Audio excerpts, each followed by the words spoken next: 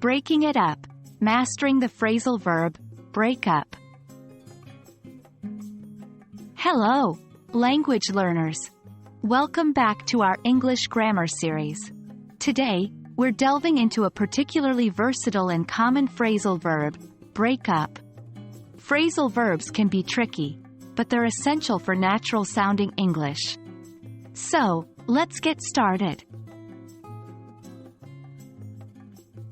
First, let's do a quick refresher. A phrasal verb is a verb combined with a preposition or adverb. It's important to remember that phrasal verbs often take on a completely different meaning from the original verb. So, break up has a different meaning from break. Now, let's move on to our main topic, the phrasal verb, break up. This phrasal verb can be used in various contexts, which makes it incredibly useful in everyday conversation.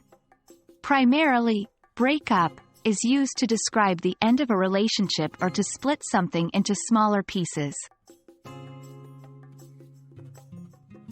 It's time to see break up in action.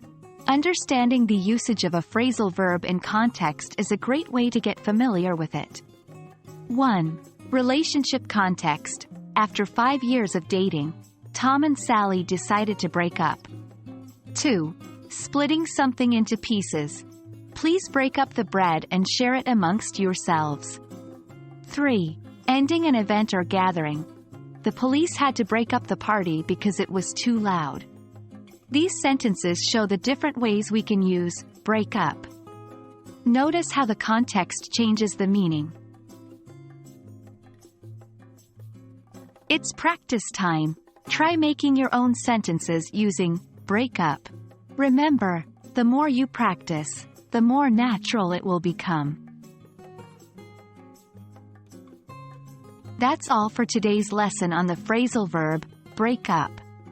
Remember, practice makes perfect, so try to use break up in your daily conversations.